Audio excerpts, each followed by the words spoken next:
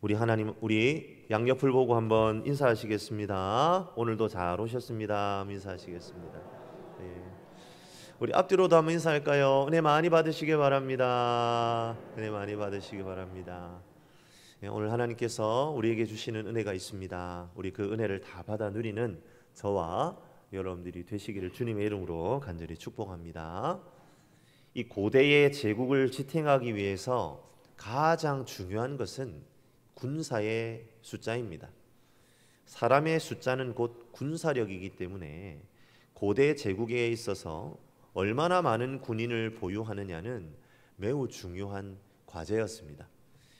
그렇기 때문에 사람의 숫자를 세는 일, 즉 인구조사는 매우 중요한 나랏일 중 하나였지요.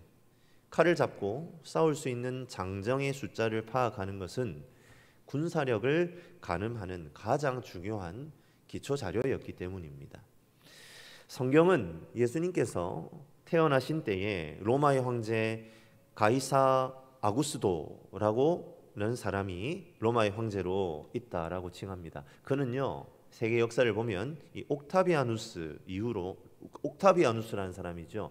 그리고 이후로 아우구스투스라는 칭호를 받습니다.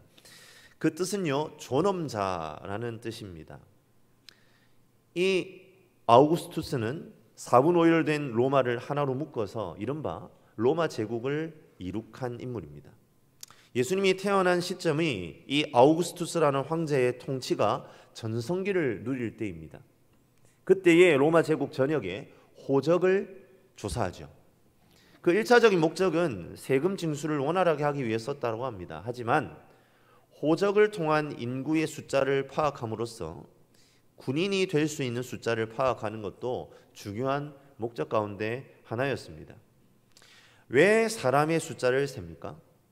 내가 얼마나 많은 군대를 보유하고 있는지를 확인하기 위함이지요. 그것을 통해 왕은 자신의 권력을 확인하고 과시하겠다는 의도가 들어있는 겁니다. 오늘 우리가 살펴보고 있는 24장의 다윗도 인구조사를 감행합니다. 이것은 명백하게 교만하고 악한 의도에 의해 시행된 것입니다. 다윗에게 있어서 인구조사가 악할 수밖에 없는 이유는 무엇입니까? 이 이스라엘이라는 나라의 특수성 때문입니다. 하나님께서는 이스라엘을 하나님의 백성으로 부르실 때에 친히 이 백성을 지키신다는 약속을 하셨습니다.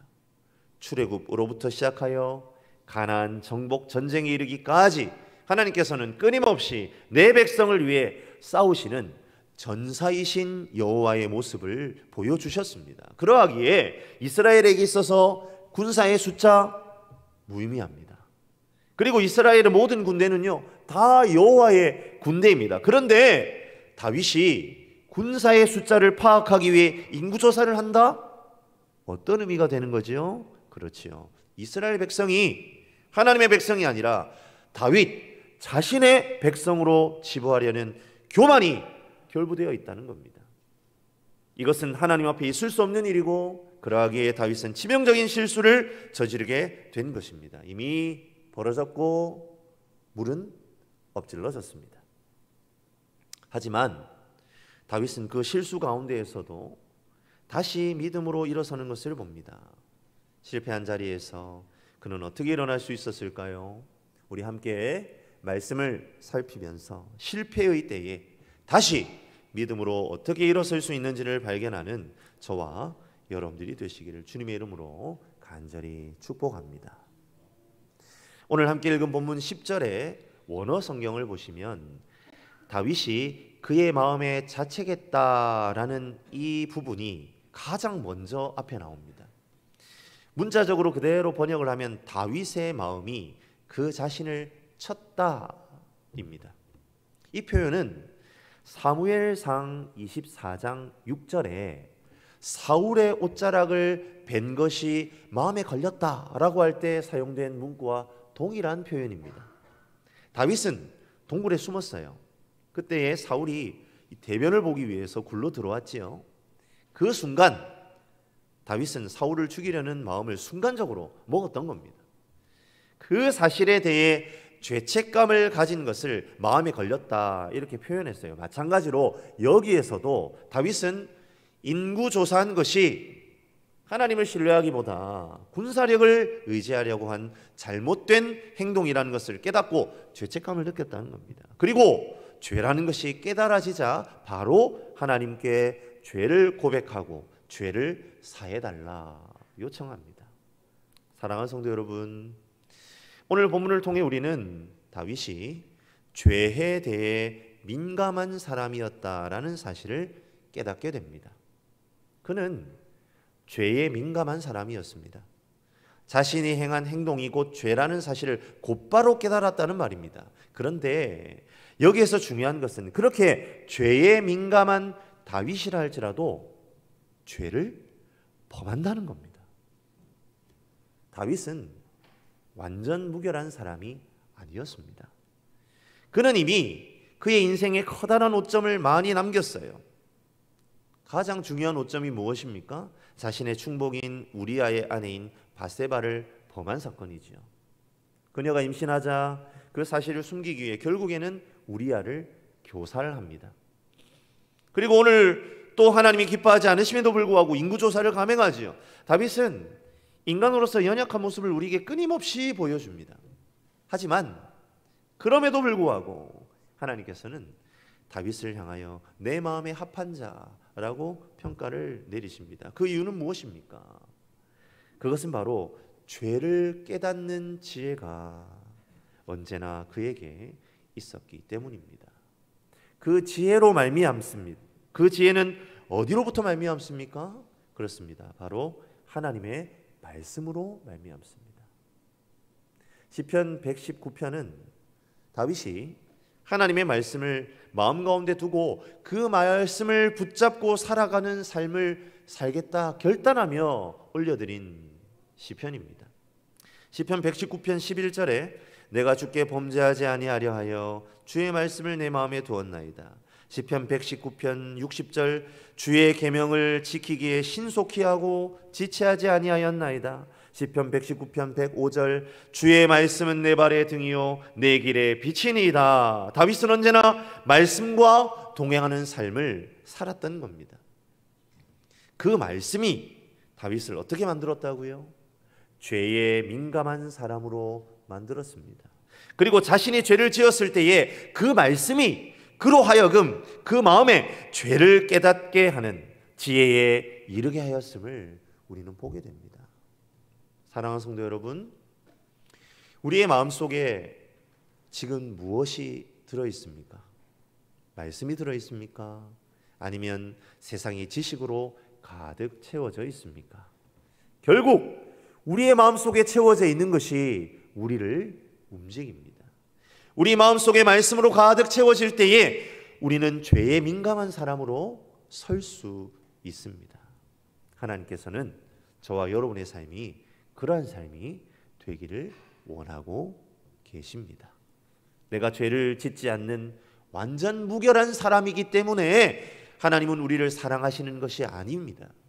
넘어지고 실패해도 곧바로 자신의 죄를 깨닫고 회개의 자리를 찾아가는 모습이 있기 때문에 하나님은 우리를 사랑하십니다.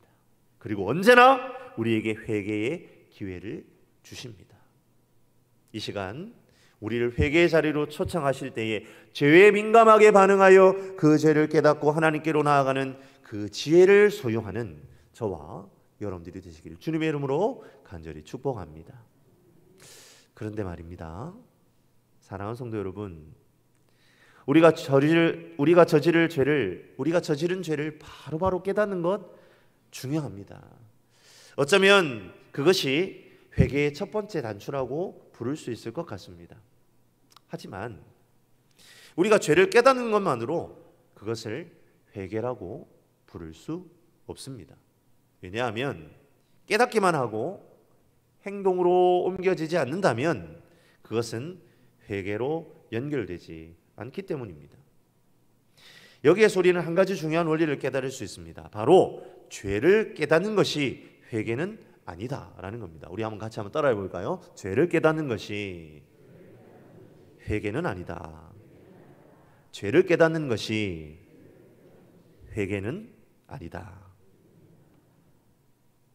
왜냐하면요, 깨닫기만 하고 행동으로 옮겨지지 않는 것은 회개로 연결되지 않기 때문입니다.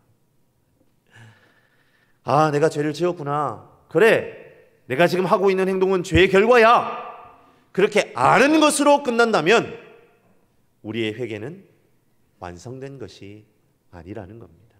다윗은 자신이 죄에 빠졌다는 사실을 깨달았습니다. 그리고 하나님께 정직하게 그 죄를 토로합니다.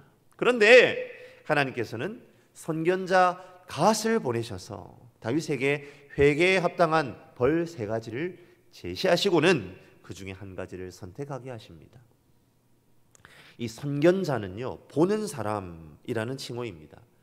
이 선견자는 특별히 하나님의 계시를 꿈이나 환상을 통해 받는 선지자를 가리킵니다.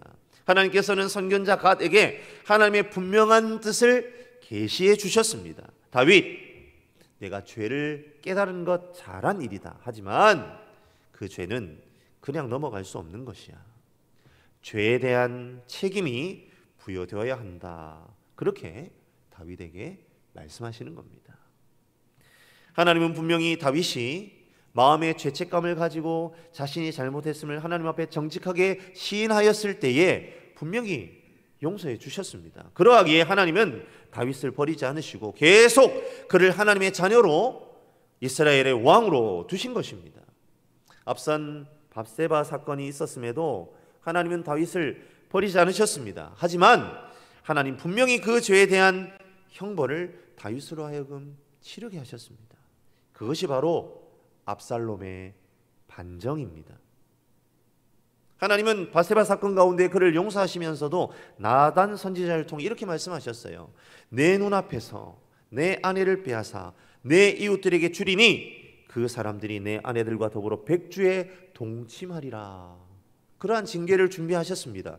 그것이 어떻게 이루어졌습니까? 자신의 아들 압살롬이 궁전의 옥상에서 다윗의 후궁들을 차례대로 여러 사람들이 보는 앞에 동침하는 그러한 일이 벌어지지 않았습니까? 다윗은 밧세바 사건을 통해 분명히 알았을 겁니다. 하나님은 분명히 나의 죄를 용서하시고 그분께 나아가면 나의 죄를 동이서에서 먼 것 같이 옮기신다. 하지만 하나님은 분명 그 죄로 인한 죄책에 대해 그냥 넘어가지 않으시는 분이야. 그 사실을 분명히 알았을 거란 말이죠. 그렇다면 말입니다, 사랑하는 성도 여러분, 다윗의 마음 가운데에 어떤 선택을 할 수 있습니까? 죄를 깨닫는 지혜가 있습니다. 그래서 깨닫습니다. 그런데 하나님 용서하셔도 분명히 죄책이 남는다는 생각이 들 때에 그 죄를 시인하는 것이 어쩌면 힘들 수도 있다는 겁니다. 다윗은 인구조사가 죄라는 사실을 깨달았어요. 이제 그렇다면 하나님은 분명 그 죄에 대한 책임도 물으실 것이라는 것도 알았을 겁니다. 하지만 다윗은 어떻습니까? 주저없이 그 죄를 시인합니다. 아니나 다를까 다윗이 하나님께 회개한 그 다음날 아침 갓이 다윗을 찾아오지 않습니까? 그리고 3가지 제안을 다윗에게 하십니다. 다윗은 그 3가지 중에 선택을 하고 그 징계는 역시나 이루어집니다. 회개는 징계의 면제 요구가 될 수 없습니다. 결코 하나님의 용서는 죄의 묵과가 아닙니다. 하나님은 철저하게 하나님의 백성을 끌어안으시지만 또 철저하게 징계하십니다. 우리가 고아가 아니라 하나님을 아버지라 부르는 자녀이기 때문입니다. 그러하기에 아버지 하나님은 우리를 징계하셔서 더욱 하나님의 백성으로서의 고결함과 거룩을 신천하길 원하십니다. 사랑하는 성도 여러분, 다윗에게는 죄를 깨닫는 지혜와 더불어 죄를 시인하는 용기까지도 있었다는 것을 발견하게 됩니다. 하나님께서는 이 시간 저와 여러분에게도 동일한 것을 요청하셔요. 죄를 깨달았느냐? 그렇다면 그 죄를 가지고 나에게 나오는 용기를 발휘하렴. 그래야만 내가 죄의 자리에서 벗어나 더욱 단단해질 수 있을 거야. 하나님께서 우리에게 말씀하시는 그 음성을 들으시기를 주님의 이름으로 간절히 축복합니다. 다윗은 하나님께서 허락하신 이 세 가지 선택지 중에 하나를 선택해야 했습니다. 그 세 가지 선택지는 모두 13절에 기록되어 있는데요. 첫 번째 징계는 7년 기근이고요. 두 번째는 석 달 동안 다윗이 대적에게 쫓기는 것이고, 마지막 세 번째는 사흘 동안의 전염병입니다. 그리고 14절에 다윗은 사흘간의 전염병을 선택하지요. 그런데 우리는 이러한 다윗의 선택이 다소 이기적이라는 사실을 생각해 보아야 합니다. 왜 다윗의 선택은 이기적인 선택인가요? 다윗은 14절에 자신이 큰 고통 중에 있다라고 말하면서 우리가 여호와의 손에 빠지고 사람의 손에 빠지지 아니하기를 원한다, 그렇게 고백합니다. 더 정확하게 말하면 우리가 여호와의 손에 빠지고 나는 사람의 손에 빠지지 않기를 원한다, 그렇게 고백하고 있어요. 이 14절을 놓고요, 많은 성경학자들 사이에 논쟁이 있습니다. 다윗이 이렇게 고백한 것을 긍정적으로 보는 학자들이 있어요. 그런 사람들은 다윗이 하나님이 정하신 세 가지 재앙 중에 아무것도 선택하지 않고 여호와께 맡긴 것이다, 그렇게 14절을 해석합니다.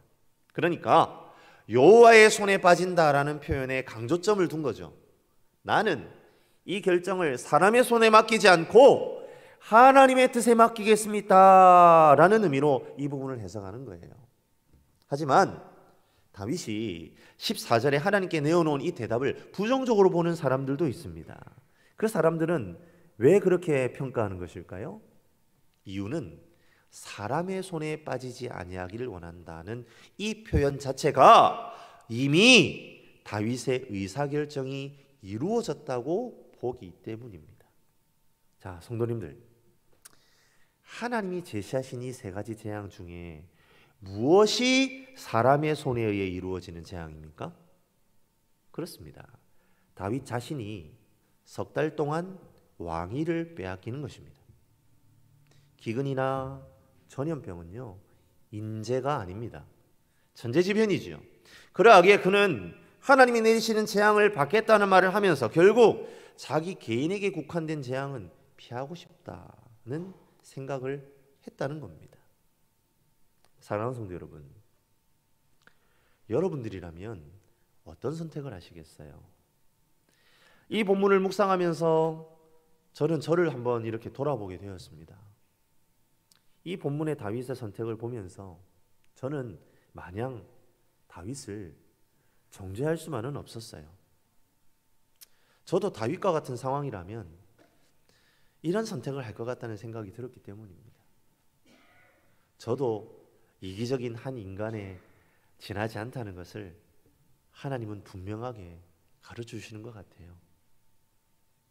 하나님이 나에게 내리는 재앙에 대해 선택 옵션이 있다면 나도 내가 조금이라도 덜 고통당하는 쪽을 선택하겠더라고요. 여러분은 어떠십니까? 아마 속으로 저도 그래요 라고 말씀하고 계실 것 같습니다. 예, 맞아요. 성도님들, 우리도 다윗과 똑같습니다. 거참 다윗, 이 염치가 있지 말이야. 그렇게 잘못을 저지르고 어떻게 자기만 쏙 빼놓고 책임도 지지 않으려고 하느냐 말이지. 그렇게 삿대질을 하면서 말할 수가 없어요. 우리도 그럴 수밖에 없는 존재입니다. 우리 인간이라는 것은요, 그렇게 나약하고 연약한 존재입니다. 사랑하는 성도 여러분, 그렇다면 우리는 오늘 이 다윗의 모습을 보면서 그저 우리의 삶에 대해 자조하면서 그래, 뭐 다윗도 그랬는데 뭐 우리라고 별 수 있겠어? 하나님 죄송합니다, 그러고 끝내야 할까요?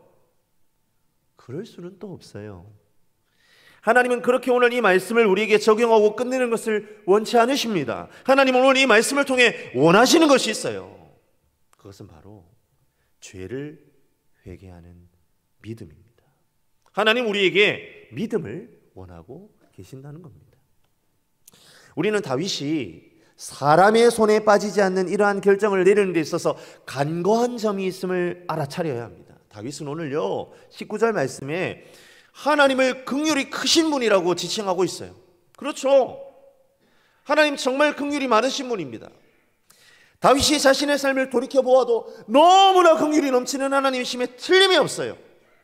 자신은 바세바를 범하고 그 부정을 덮으려고 살인까지 저질렀어요. 율법에 따른다면 다윗은 사형입니다. 하지만 하나님 목숨 살려주셨잖아요. 그러하기에 하나님의 긍휼은 드높은 바다와 같다, 그렇게 넓다 생각한 것, 틀린 생각 아닙니다. 하지만 반면에 하나님은 그 크신 긍휼만큼 권능도 크신 분이라는 사실을 다윗이 놓쳐버린 거예요. 다윗 자신이 하나님의 손에 빠지지 않는 재앙은 7년 기근이나 사흘의 전염병입니다. 그런데 하나님의 그 크신 권능으로 이 두 가지 재앙 중 한 가지를 일으키시면 그 위력이 어떠하겠습니까? 상상도 할 수 없는 위력으로 하나님은 휘몰아치실 수 있습니다. 그럼 어떻게 될까요? 자신이 석 달 동안에 적에 쫓기는 것에 몇 배는 더 고통스러운 상황이 발생하지 않겠습니까? 그리고 그 고통 가운데 던져지는 백성들의 고통은 아무것도 아니란 말입니까? 그렇게 생각해 본다면 다윗의 선택은 매우 이기적인 선택인 겁니다. 아니나 다를까 어마어마한 사람이 죽어나는 것을 우리는 말씀을 통해 보고 있지 않습니까? 하지만 만약 다윗이 진정으로 회개하는 마음이 있었다면, 그리고 그가 진정으로 하나님의 긍휼이 크신 하나님으로 깨달았다면 오히려 자신을 희생하는 방식을 선택한 것이 옳았습니다. 오늘 말씀에 결국 전염병으로 7만 명이 죽지 않습니까? 15절에 아침부터 정하신 때까지는 전염병이 발병한 시점이죠. 그런데 여기에서 이 정하신 때는요, 약속시간, 집회 이런 의미를 가지고 있습니다. 그러니까 대부분 성경학자들이 지금 이 전염병 7만 명으로 전염병이 죽은 이 시간이 하루를 넘기지 않은 것으로 보고 있어요.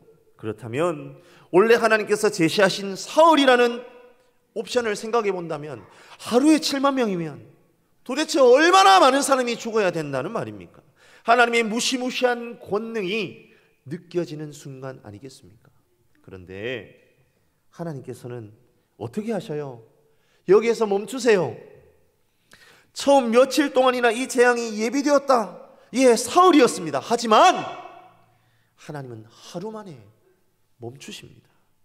전염병이 수도인 예루살렘에 들어가지 못하도록 천사에게 명령을 하시잖아요. 사랑하는 성도 여러분, 다윗이 이 부분을 알아차려야 했어요. 그가 진정으로 하나님의 크신 긍휼을 아는 사람이었다면 하나님께서는 절대로 우리가 멸망하도록 내버려 두지 않으신다는 사실을 믿음으로 붙잡아야 했습니다. 혹 다윗이 사람의 손에 쫓기는 징계를 당할지라도 하나님은 결국에는 제자리로 돌려놓으실 것이라는 믿음이 그에게 필요했습니다. 진정한 회개의 자리로 나아가는 믿음, 그 믿음이 바로 다윗이 가져야 했던 마음가짐이었습니다. 하지만 다윗은 그러한 이기적인 생각을 가졌음에도 불구하고 결국 하나님의 긍휼을 구하는 간절함으로 하나님께 나아갑니다. 그 모든 고통에서 건질 수 있는 유일하신 분이 하나님밖에 없음을 결국은 깨닫고 믿음으로 바라보았어요.